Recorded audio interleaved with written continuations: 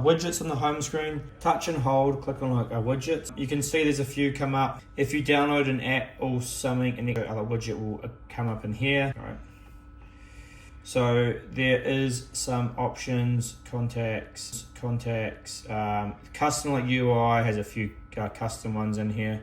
So you can check out what's going on, if any of these are any help for you. If you want to have something like this coming in, you can. If you add an app, you might find that you get it coming into here. If the app has a widget you can actually install. So that's how you do the widgets in the home screen. And let's just say, for example, I want this directions one, touch and hold on it, and you can put it there.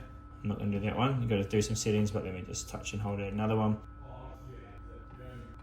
It'll only just let you put it actually where it has space. You can extend it like so and do what you need to do to kind of customize how like it looks. And then obviously you're going to have like this working. This like Google one, obviously we need to have the internet for, but that is an option in how you can play around with the widgets.